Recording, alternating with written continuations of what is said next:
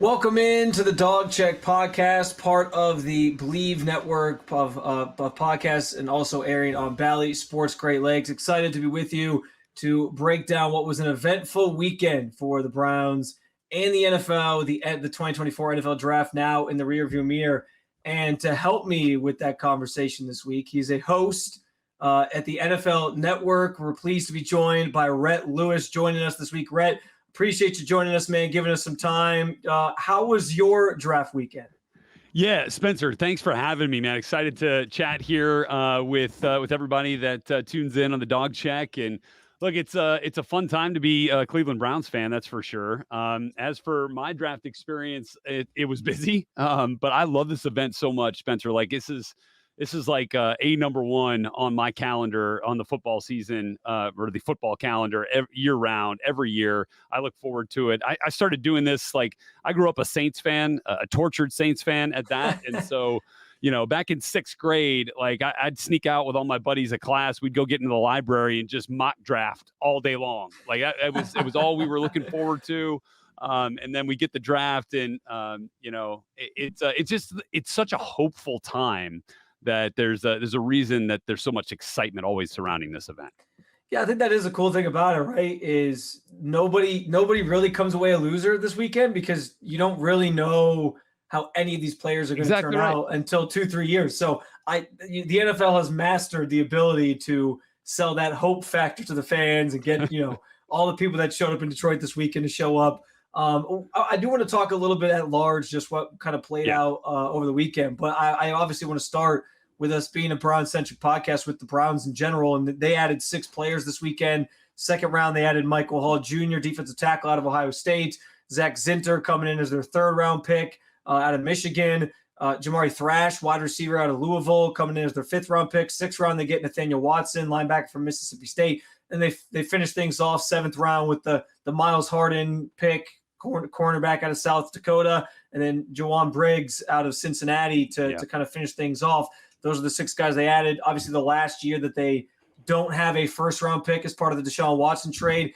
Just what were your overall thoughts to the players that Cleveland came away with this weekend?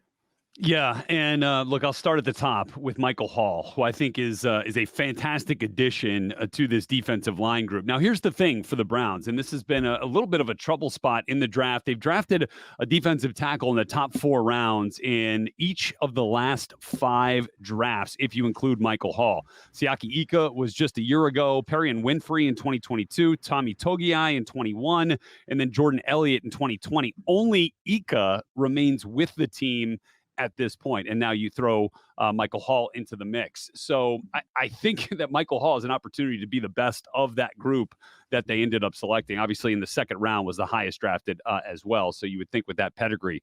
But look, he is a long defensive tackle, a little bit leaner body type than some that you might see, but he is an athletic dude too, ran a sub 540 at his pro day in Columbus, and he is a disruptor, man. I mean, and the other thing that I really like about him is he played his best against the best offensive lines he faced in Columbus this year.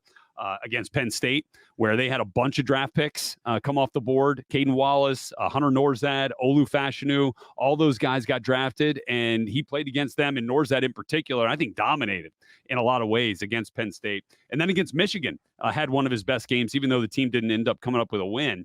And every one of those offensive linemen that he ended up, staring down for Michigan either got drafted or signed to an undrafted free agent contract. So love the way that he played. I go back, to that Penn State game in particular, because, man, I watched him bench press at center Hunter Norzad a couple of times, and then he bench presses, gets underneath, pushes him back into the backfield, sheds quickly, and is able to tackle and get to, whether it was Katron Allen or Nick Singleton a number of times. One of them was for a 3-yard loss.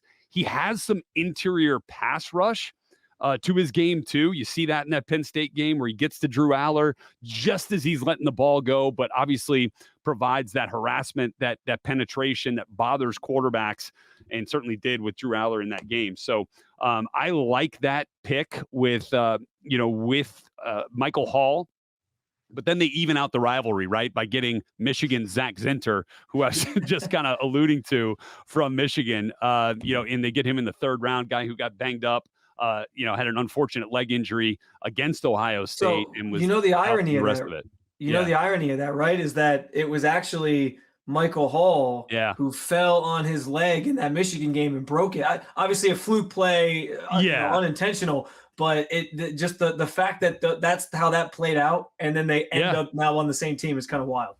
Right. And then, you factor in that they took Luke Whippler last year in the 6th round from Ohio State. And now you get Yeah. another interior player on the offensive line, again, just to help even things out, a little bit with Zak Zinter. So, look, I think Zach was always considered coming into the draft the best offensive lineman of that group that Michigan had that was going to be draft eligible. And I think if not, he ends up being, the highest drafted dude out of that group. But I still think that, going in the 3rd round, even with the injury that he's dealing with, and who knows, how far along he is in that rehab here at this point. I think that says a lot about the player that they still go out and take him in the 3rd round. I think he's a guy that gives you some good balance. He's like equally adept in the run blocking game as he is in the pass protection game. So I like that. I think one of my favorites though, Spencer, might be Jamari Thrash.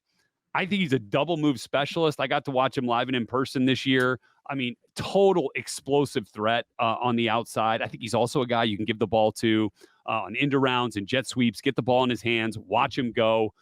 He really excelled in that Jeff Brom offense at Louisville, and I'm really excited about what he's going to bring to Deshaun Watson and to this Cleveland Browns offense. Yeah, and I think the Thrash pick was interesting because they tried that role of kind of that end around gadgety type player with Elijah Moore last year, and it didn't really work out too well. So that kind of fit the billing of let's get a different person in here, a different face in here, see if they can use him in that way. And so I'm interested to see what his impact is. You mentioned Thrash, and maybe you'll just go back to the well here with this question, but of the day 3 guys they drafted. Yeah. So you're talking about Thrash, you're talking about Watson, you're talking about Harden, you're talking about Briggs. Who do you think has the chance to make the most immediate impact? And Thrash is an interesting one, but I also do think because of the setup of the wide receiver room right now, who knows how much he sees the field. So of that group, who do you think maybe makes the most immediate impact? Look, Spencer, I think that's a great question. And look, I'd keep Thrash in the mix there, but I'd go to Miles Harden. Who I think you could look at as a potential real steal in this draft in the 7th round. I got to see him in person in our NFL Network broadcast of the East-West Shrine Bowl down there doing the play-by-play for that game and watching him, at practice and then talking to guys and talking to NFL evaluators down there. There was a thought that he could be a surprise top 100 selection. Wow. And instead, the Browns end up getting him, at 227? So, look, maybe top 100 was a bit of a reach at that point, but he was one of the better defensive backs at that All-Star game. I think he could make a real impact in the nickel in that slot cornerback role. And here's the interesting thing that the Shrine Bowl director, Eric Galko, was telling us about his recruitment of Harden to come to the game was that college scouting directors, who are a little bit selective with the schools that they attend in person, to visit prospects and to get kind of an in-person feel for prospects, college scouting directors made the trip to South Dakota to go talk and hear about Harden. So that tells you something. Like, it's not South Dakota State, right, who put out a bunch of draft picks as an FCS school and was the FCS national champions. It's not North Dakota State. It is South Dakota. Right. So this is not a school that traditionally puts out a ton of draft eligible players, but I think Harden was a good enough player to garner the attention of high level NFL evaluators. So I'd keep an eye on him. I think that's some good insight into Harden. I think another good one is Nathaniel Watson as an answer for that question, just because his ability to play special teams coming out of college, and he had a ton of special team snaps in Mississippi State, and especially with the new kickoff rules, and the Browns have kind of talked about. Andrew Berry especially is hit on. We're looking for a specific type of player that we think is going to fit that new rule, that new play. And I think he kind of fits that bill. And so I'm interested to see what he kind of brings to the table as well. Yeah, Spencer, I think that's a really astute point you make. I think when you get down into the 6th and 7th rounds, like those picks, those guys, oftentimes you better be able to find a way, onto the field on special teams to carve out a role and then hopefully work your way into that rotation. When I was filling out mock drafts, and obviously the Browns, without a 1st-round pick, you're kind of looking a little bit further down the line, for that first selection. And I really thought off the ball linebacker might be a way that they end up going, earlier in the second round or in the third round with a guy like, Peyton Wilson was sliding. I thought he had a real opportunity, to be the pick in the second round or to be the pick in the third round. He obviously ends up getting taken, by the Browns' AFC North rival and the Pittsburgh Steelers. But I think, coming back on day 3 and then still helping to fill out that off-ball linebacker position depth and then also add to the bottom of your roster, right? You're always looking to upgrade, 43 to 53 on the roster, regardless, right? And I think, that selection in particular, really gives you an opportunity to do that with Nathaniel Watson. So I like what he brings to this group and this roster as a whole. He's Rhett Lewis. I'm Spencer German. You're listening to the Dog Check Podcast. Appreciate you guys jumping in with us as we recap the NFL draft, what it meant for the Browns, what it meant for some other teams around the league. And that's kind of where I want to go next, Rhett, because I do think there was a general consensus that the entire AFC North, Browns included in that with the limited picks that they had all had pretty good weekends this weekend. Which team do you think had the best weekend of the teams in the AFC North in terms of the players that they brought in and what they kind of addressed on their rosters? Yeah. Earmuffs, Browns fans, just for a moment, because I know it's coming. This is going to end up with the Pittsburgh Steelers. It is, look, and they had obviously a lot more resources to use than the Browns did at this point. Like, I still think the Browns did a fantastic job with the draft capital that they had. But man, the Steelers got a big time offensive tackle and Troy Fautanu, who they end up getting there at number 20. And then they bounce back in the second round and are able to get an absolute stud of a center in Zach Frazier. They got 2 starters right there in the first 2 rounds. Day one, right? I think Troy Fautanu is going to start at left tackle. They'll keep Broderick Jones at right tackle. And then you could probably plug Zach Frazier right in there at center as well. So you're really, in the last 2 years, they have remade their offensive line. So I think Najee Harris is going to be really happy about that. Russell Wilson, if he is your week 1 starter with Justin Fields in the mix, is going to love the opportunity to hand it off behind a dominant offensive line.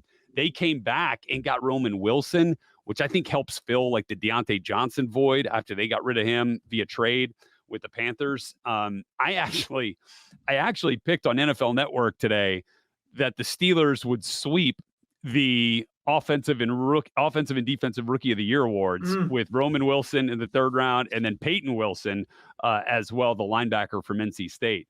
I was kind of playing up the idea that you're going to have sweeps 3 years in a row, right? I mean, it's easy to be bold on April 30th, but I do think that it makes some sense there. I thought they had a nice draft, and again, they had the resources to do it.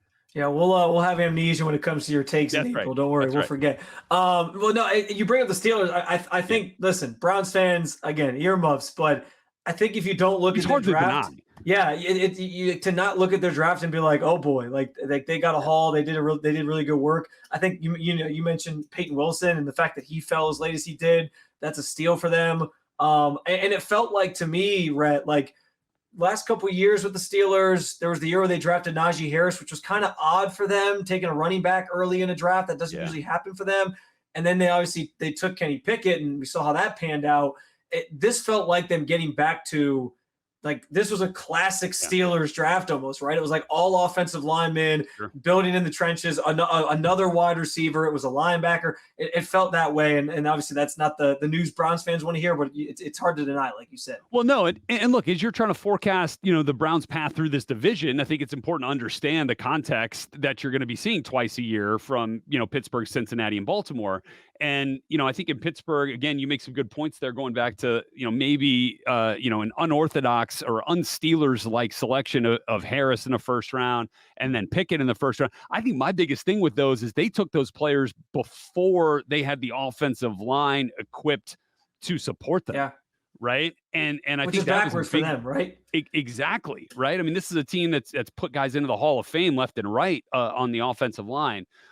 So I think now, kind of in reverse, I think you'll see Najee Harris take a huge step. If you're out there and if you're one of those, Browns fans that doesn't mind going outside of the dog pound to fill out your fantasy rosters, like, I'd be looking at Najee Harris pretty hard this year, just because of the way that they upgraded the offensive line over the course of the last 2 seasons. So and here's kind of an interesting thing too. The Steelers really value players who have a wrestling background. I brought it up to somebody within that building as after they took Peyton Wilson, because Frazier, it was a monster as a high school wrestler. Same thing with Peyton Wilson. And then that person in the building was like, yeah, don't forget about Keanu Benton, the defensive lineman out of Wisconsin we drafted last year, was a big timer. And then Logan Lee, who they took in the 6th round, defensive lineman out of Iowa, was a 2-time state champion wrestler in the state of Iowa, which is saying something. Yeah. At 225 pounds as a sophomore, and then at 285 pounds as a senior. So I think, Spencer, when they hand out helmets, rookie minicamp, they're going to hand out wrestling headgear too, and somebody's going to end up in a flipping headlock over there. Yeah, it's a good point. I think, doesn't Belichick have some quotes out there about being two-sport athletes? Guys not just diversifying as like one specific sport. And I think that's more of a valuable thing than I think sometimes certain coaches at the lower levels are even teaching their kids. So it's kind of it's an interesting note by you. I didn't know that. I didn't know that so many of the guys they drafted had wrestling backgrounds. But that's a good point by you to kind of see where they're thinking. Anything else just overarching, even maybe outside of the AFC North? Obviously, I think the Michael Penix pick surprised everybody. We were all a little bit caught off guard by that, just because why would you pay Kirk Cousins what you paid Kirk Cousins if you were going to draft to Michael Penix Jr., who's already a little bit longer in the tooth anyway, coming in as a rookie at 24. But outside of that, maybe what else surprised you about draft weekend? Yeah, I think that's a good one. Obviously, I mean, there's so many different ways. I mean, we could fill a week's worth of podcast, Spencer, talking about the Penix move. I mean, because there are ways I see it from both sides of the coin. I don't know how Atlanta feels about it, but the fact is, you got 2 pretty dang good quarterbacks in that room now. So we'll see how that ends up shaking out.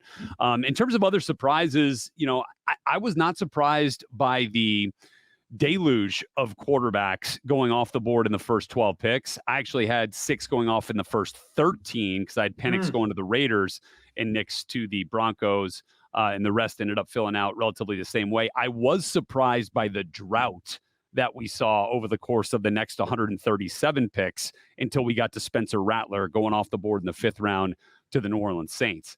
I thought he had a real shot to be certainly the next quarterback off the board, which he was, but closer to that 3rd round line. And then I thought Michael Pratt, who ended up being one of the last quarterbacks taken in the 7th round by the Green Bay Packers, I thought he was going to be the next one and didn't end up going until I think he was the 11th off the board. So the quarterbacks are always interesting here. And then maybe the biggest thing, the biggest domino effect there, Spencer, is that we didn't get a defensive player off the board until 15. Yeah. So the Indianapolis Colts, by the way, are just laughing all the way to the bank that they got the best defensive player and the best rusher on their board at 15, and not a single dude was taken on that side of the ball. Yeah, it was pretty insane. You mentioned the quarterback position, and just kind of, I feel like I'd be remiss if I have you on the show and I don't ask your thoughts on the Deshaun Watson situation, because that's the thing that's on every Browns fan's mind going into next year, year 3 of this contract that he signed after the big trade to bring him in. And I think everybody's kind of waiting on pins and needles to find out if this is going to be the payoff year, if he's going to live up to that hype that he came to Cleveland with, stay healthy, all that. Do you believe that Deshaun Watson has a chance to still get back to that quarterback, or do you think like it's too far gone at this point and there's no chance, and that this time next year, maybe the Browns are using that 1st round pick that they're going to have back in their disposal actually on a quarterback? How do you kind of assess the situation they're in? It's a good question, but I do think that Deshaun Watson can once again become one of the elite quarterbacks in this league. There's too much talent there, and I think there's too much internal motivation to put all that has troubled him over the course of the last 3 years behind him in a big way. Going back to the suspension year, right, where you only get him for a couple of games, and then he's injured, for a majority of the season. Like, it just had not had a full season, a full off season to put this whole thing together and see it unfold.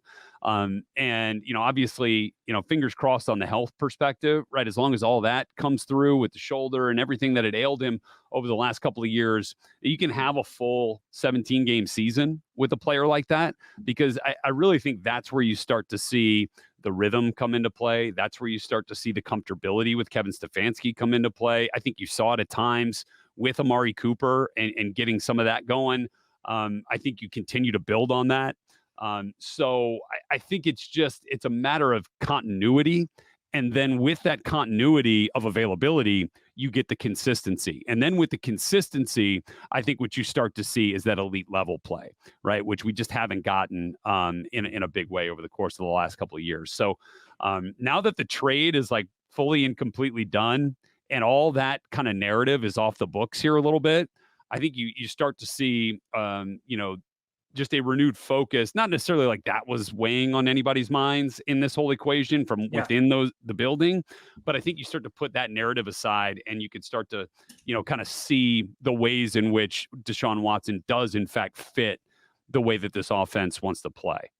You turned Browns fans off talking about the Steelers having the best draft. No, you brought him back in. You brought him back in with the Deshaun Watson take. So I think Browns fans will be happy to hear that. And again, we appreciate you guys tuning in to the Dog Check podcast, part of the Believe network of podcasts, and also airing on Bally Sports Great Lakes. Rhett, I couple more things I want to hit on before I let you go, man. Yeah, and sure. Again, I appreciate the time. From a Browns standpoint, they did pick up the 5th-year option of Greg Newsom's deal earlier this morning. I'm curious because there was a ton of just trade buzz about him this offseason, and maybe this was when they moved him. I kind of went into the draft assuming Andrew Berry was going to draft a cornerback, and we talked about it. He did, because he drafts defensive backs and receivers every single year, it seems. So I don't know that picking up the 5th-year option guarantees he sees the end of that contract, but I do think it probably means he's at least back for 2024. What's your read on that situation? Do you think Greg Newsome now is locked in for the next 2 years, or do you think this is okay, we're going to kick the can down the road and keep that option open to maybe move him next year, but he's back for at least 2024? Yeah, I think it's interesting because you start to weigh in all the factors, right? There were some good defensive backs on the board when the Browns took Michael Hall, right, in the 2nd round. Yeah. And there were some good corners still out there. This was a deep corner class, especially, as you got to, let's say, like the 25 to 45 range in this draft, back into the 1st round, into the middle of the 2nd, and then a little bit further on where we ultimately got the Browns on the clock. So there were some good players there that they bypassed. I think if you weren't confident in what Greg Newsome can deliver for you in a big way this year, you'd have seen them go a different direction. Now, look, they might call it just, hey, this was a best player available thing where we felt like we had to get Michael Hall. The value was too good to pass up on. And I understand that too. But I think you also do at that point in the draft, beyond the 1st round, you're also taking into account depth and where you feel like, your shortcomings are. So I think Greg Newsome is a good player. I think he's a really good player. Yeah. And then you combine it, with Ward and with Martin Emerson, and like you feel a little bit better about all this. So I think what it does is it provides some support, like in a mental aspect to Greg Newsome. It's like, all right, like there's been all this talk about the animosity, about a potential trade, but no, and this team wants me here at least through, this 5th-year option. And so it kind of sets in, there's a comfortability that kind of sets in there. And maybe that creates, a little bit more of the production that you would want and that you would expect from a player of Newsome's caliber, understanding that, all right, this is not just a, one and done situation, although it still could be. But I feel like this gives them an opportunity to support him and to say that we're with you. We want you to be a part of this thing. And in turn, I think you see Newsome return that favor with production. Yeah, I think that's maybe the best point of what this all means, and kind of reading between the lines on it. And Andrew Berry talked about that. Like in his pre-draft press conference, he hit on the fact that corners who can cover in man is a real premier, like there's a premier value placed on that for them. And so they don't want to lose that. Now I understand there's some maybe past grievances from Newsome in terms of playing the nickel spot. He clearly would like to be an outside corner. That's where you get paid and all that. So I get that. And he's even said like he's comfortable in Cleveland. So I think it is kind of a statement of, hey, we still believe in you. We want you here. We think you're valuable. Yeah, we think you're a valuable piece of this. And he's going to get a chance to kind of prove that, I think, at least next year. Yeah. And you know what? It's kind of on a lesser level. We were talking about the Colts earlier. Adonai Mitchell was the wide receiver from Texas, dropped, right, in a big way in this draft, down the board in the 2nd round. And, there was some talk about, the things that were happening with him off the field. There was some questions of maturity and that sort of thing. And Chris Ballard comes out and absolutely goes scorched earth on all those reports. And, whether that's truly how he felt about all that stuff, and I'm sure to a certain extent it was, and he did. But don't you think that resonates with Adonai Mitchell? Like, holy smokes, this dude's got my back. Like, this dude wants me to be successful. He's here to support me. And I, in turn, am now going to, I'm going to do my best to not let that dude down. So I do think that sometimes those shows of support can instill, a greater level of production and, inspiration / motivation for players at times. Well, speaking of personnel decisions and potential trade rumors, as we kind of pivot away from the Browns lens of this, the Bengals are dealing with a little bit of internal conflict on multiple fronts. They had the trade request from T. Higgins earlier this offseason. He has since publicly basically said, I'm pretty much banking on him going to be in Cincinnati next year, which probably means he's playing on the franchise tag for better or for worse. But now, most recently, last week before the draft, their top pass rusher, Trey Hendrickson, who just beat his own record for single season sacks for the franchise, he requested a trade out of Cincinnati as well. How do you see those situations playing out this offseason, and I guess even within the next calendar year? Are they both in Cincinnati, you think, in 2024? I think in 24, yes. I mean, what happens beyond that is hard to forecast at this point, right? Especially in Higgins' case when you're talking about a franchise tag deal. But, we didn't see what the Bengals could have done at 18 overall was take Brian Thomas from LSU, right? A bigger body receiver, kind of in the way that T. Higgins is. They didn't do that at 18. They took Amarius Mims. They could have taken Jared Verse, edge rusher, out of Florida State. He ends up going one pick behind them to the LA Rams. So it's not like they were ultimately saying, hey, these guys don't want to be here. Let's go find somebody and draft somebody who does want to be here at their positions, when they had that opportunity with a premier pick in the first round at 18 overall. So I look at that as, these guys aren't going anywhere. We are not going to indulge these types of requests. And the Bengals traditionally don't deal with that kind of gauntlet being put down, I would say. And now, look, they did go out and get Chris Jenkins, who's an interior player in the second round, and Jermaine Burton, who's a really athletic wide receiver in the third round from Alabama, really good player. And look, if all things hold, off the field with him, and I think that's going to be a big time get there, but maybe more as a Tyler Boyd replacement than a T. Higgins replacement. So I think what they did in the draft tells you a lot about how they view those situations with those players, and that they're going to be here in 24. All right, Browns fans. Well, that's all the time that we have for today. Rhett, I thought you had some great analysis, man, some great insight into how things played out this weekend. I can't thank you enough for being part of the show this week, and hopefully we get a chance to do this again sometime on some sort of platform. Thanks, Spencer. Appreciate you, man. Just a reminder to like, follow, subscribe, and review the Dog Check podcast wherever you get your podcasts. We're part of the Believe network of podcasts and also air weekly on Bally Sports Great Lakes. Thanks for listening, and as always, go Browns.